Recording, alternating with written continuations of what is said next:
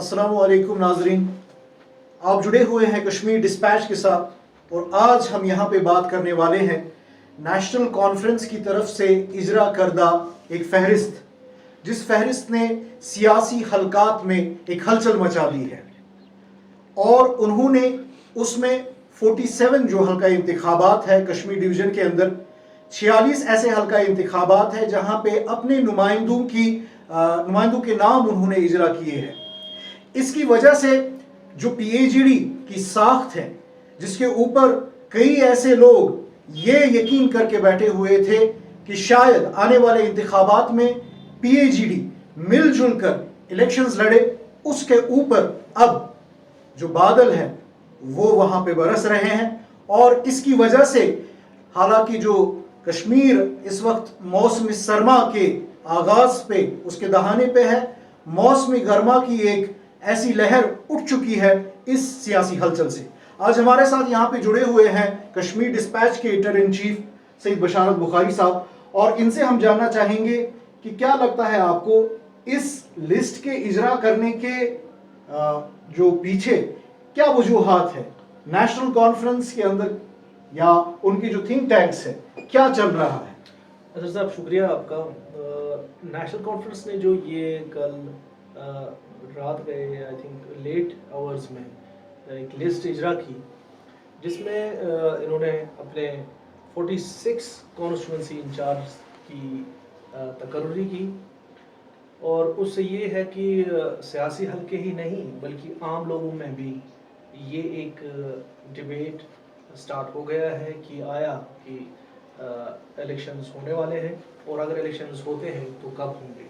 देखिए, election commission of India जो है उन्होंने अभी तक कोई वाज़िया तौर कोई अनाउंसमेंट तो की नहीं इलेक्शन के हवाले से, मगर इलेक्शंस जब भी होंगे, अगर नेक्स्ट ईयर इलेक्शंस होते हैं, जिसका इंदिया हमें इस लिस्ट के हवाले से मिलता है, और हम ये भी कह सकते हैं कि अभी अगर इलेक्शंस अनाउंस भी नहीं हुए हैं तो नेशनल कॉन्फ्रेंस ने ये फुल फ्लेज्ड सारे 46 कॉन्स्टिट्यूंसीज पे अपने कॉन्स्टिट्यूंसी इंचार्ज की तकर्री क्यों अमल में लाई। तो इस लिस्ट के हवाले से मैं आपको ये भी बता दूं कि इस लिस्ट के अंदर बहुत सारे इंटरेस्टिंग फैक्ट्स हैं। एक नंबर 1 ये है कि उमर अब्दुल्ला साहब और फारूक अब्दुल्ला साहब, उन दोनों का इस लिस्ट में कहीं नाम है नहीं। तो उससे हम जो सियासी बसीरत रखने वाले हैं, पॉलिटिकल ऑब्जर्वर्स जो हैं जिनके साथ हमने बात की, उनका ये कहना है कि शायद उन्होंने बाप बेटे ने ये डिसाइड किया हो कि हम यूटी के अंडर जो असेंबली इलेक्शंस होने वाले हैं उनमें शायद ही वो हिस्सा लें, या ये भी हो सकता है कि बाद में आगे जाके जब उनको मुनासिब लगे तो रद्द-बदल कर सकते हैं। हाँ, ये कोई देखिए उस हिसाब से तो ये कोई फाइनल लिस्ट तो है नहीं, इट्स अ प्रोविजनल लिस्ट। ये प्रोविजनल लिस्ट है, and this provisional list is subjected to the amendments. ये इसमें एडिशन ऑल्टरेशन तो कभी भी हो सकती है। ऐसा पार्टी के इंटरेस्ट में भी वो कोई भी डिसीजन ले सकते हैं जिसमें कल को किसी भी कॉन्स्टिट्यूंसी असेंबली में अगर उनका मूड बनता है तो किसी भी अपने पार्टी के कॉन्स्टिट्यूंसी इंचार्ज को कह सकते हैं कि भाई आप पीछे हटिए और हम चुनाव लड़ेंगे यहाँ से। तो ये वो तो बात की बात है। पहले हम ये कहेंगे कि मोटा इसमें ये देखने को मिला कि एक तो उमर अब्दुल्ला साहब और फारूक अब्दुल्ला साहब का नाम इसमें मिसिंग है। दैट मीन्स कि अभी फिलहाल उनका माइंड अभी नहीं बना है कि वो इलेक्शंस में हिस्सा लेंगे। हालांकि इसका नाम जो है कॉन्स्टिट्यूंसी इंचार्ज रखा गया है, मगर it is perceived in political circles कि यही कॉन्स्टिट्यूंसी इंचार्ज जो है कल के जो है कैंडिडेट्स होंगे इन्हीं असेंबली हलकों से। और इसमें 2-3 चीजें और भी हमें देखने को मिली। ये लिस्ट सारा भरा पड़ा है फॉर्मर ब्यूरोक्रेट्स से, कुछ लीडर्स भी हैं पुराने वेटरन जो फॉर्मर मिनिस्टर रह चुके हैं, उनसे भी, डॉक्टर साहिबान भी हैं इसमें, फॉर्मर डॉक्टर साहिबान, और कुछ जज साहिबान भी हैं इसमें, आईएएस ऑफिसर्स भी हैं। तो मिला जुला एक लिस्ट बनाया गया है, सोच समझ के एक लिस्ट बनाया गया है, मगर इस सोच समझने में कुछ ज्यादा ही ये हमें जो है एक इंदिया मिला है, वो ये है कि गांधरबल इसमें मिसिंग है। गांधरबल जो नेशनल कॉन्फ्रेंस का स्ट्रॉन्ग होल्ड रहा है आज तक, वहां से इशफाक जब्बार इनके फॉर्मर एमएलए रह चुके हैं। हालांकि फॉर्मर एमएलए रह के उन्होंने अच्छा काम किया, अच्छी परफॉर्मेंस दी पार्टी के लिए, बट ये है कि उस वक्त उन्होंने नवंबर 2021 में उन्होंने रिजाइन दिया था अपने डिस्ट्रिक्ट प्रेसिडेंट के पोस्ट से पार्टी में रह के, और ये साथ में कहा था, ये भी क्लियर किया था कि मैं जी शेख मोहम्मद अब्दुल्ला साहब के रास्ते पे ही चलूंगा। दैट मींस पार्टी की ही आइडियोलॉजी है, पार्टी की आइडियोलॉजी को ही फॉलो करूंगा और पार्टी के लिए ही काम करूंगा। मगर उनका एकदम से इस लिस्ट में गायब होना, और साथ में वही नहीं, उनके वालिद निस्बती जो है मोहम्मद सईद आखुन साहब, उनका भी नाम इस लिस्ट में है ही नहीं। बड़ी इंटरेस्टिंग बात है, इसके ऊपर मैं ऐड करता चलूं कि कल जैसे ही ये लिस्ट इजरा हुई तो इशफाक जब्बार साहब बड़े इमोशनल होके ट्विटर के ऊपर आ गए हैं, और हालांकि कोई उन्होंने ऐसा तासुर तो नहीं दिया कि मेरा नाम यहाँ पे क्यों नहीं, लेकिन इनडायरेक्टली उन्होंने कहा कि is this the end of PAGD. तो देखिए क्या चल रहा है उनके मन में? इशफाक साहब का ये कहना कि is this the end of PAGD, वो भी ट्विटर हैंडल के जरिए ये मैसेज देना, मुझे लगता है कि the gulf has widened between him and his party. अब उसमें वो पीएजीडी को क्यों पॉइंट आउट कर रहे हैं, वो ये भी है कि मे बी नेशनल कॉन्फ्रेंस ने लिस्ट पहले ही इजरा किया, मे बी ये है कि without taking other constituents of the PAGD into confidence, not taking them on board before issuing this list, which means कि they are not in a mood to forge a pre-poll alliance with its constituent parties, and they may have decided to contest these elections on their own.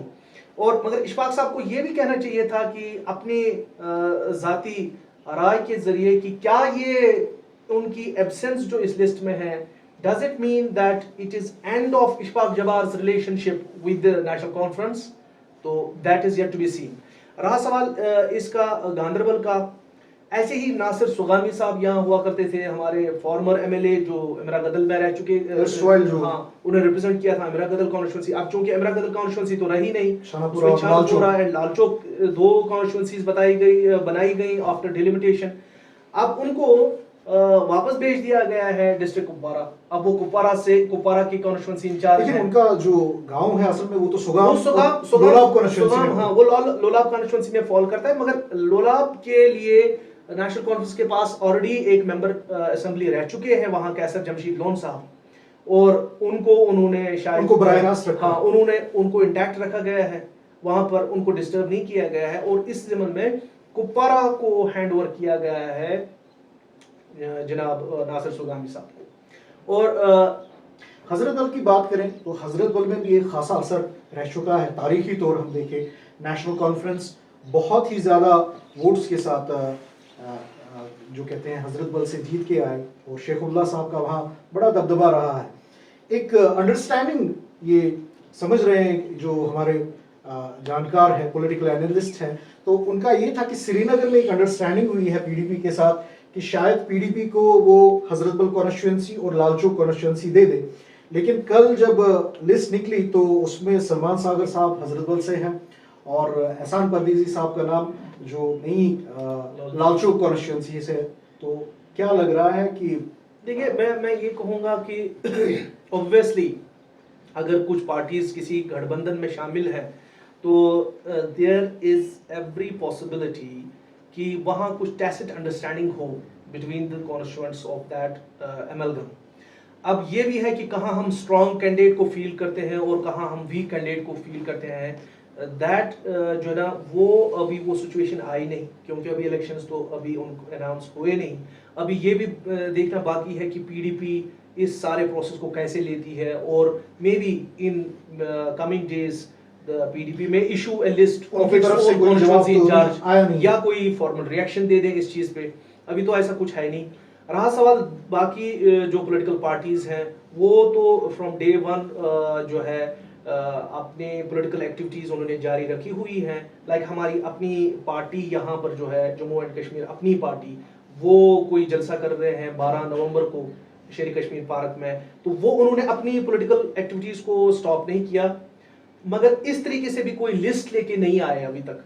That means अभी वो जो है हवा उसको clear नहीं किया गया वहाँ उस साइड से।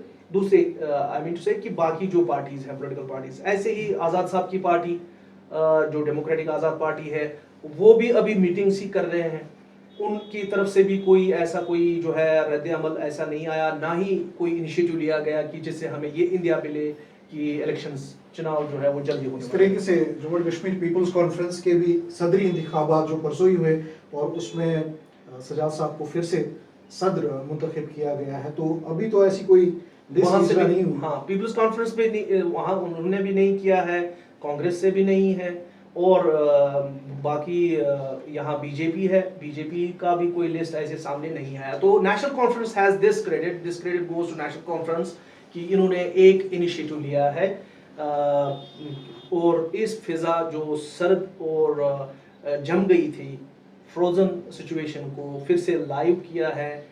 दे हैव जो है ना created started a stirred hornet's nest, और एक पॉलिटिकल डिबेट का आगाज इस तरीके से हो गया है। शुक्रिया हमारे साथ बात करने के लिए। नाजरीन, हम आप तक फिर से इस मुद्दे के ऊपर बात करेंगे हम नेशनल कॉन्फ्रेंस के लीडरान के साथ, बात करेंगे हम पीडीपी के लीडरान के साथ कि क्या वो समझते हैं इस लिस्ट का जो महत्व है, इसकी जो इम्पोर्टेंस है वो क्या है। हमारे साथ बने रहिए। कश्मीर डिस्पैच के साथ जुड़ने के लिए शुक्रिया। Read us, we read you.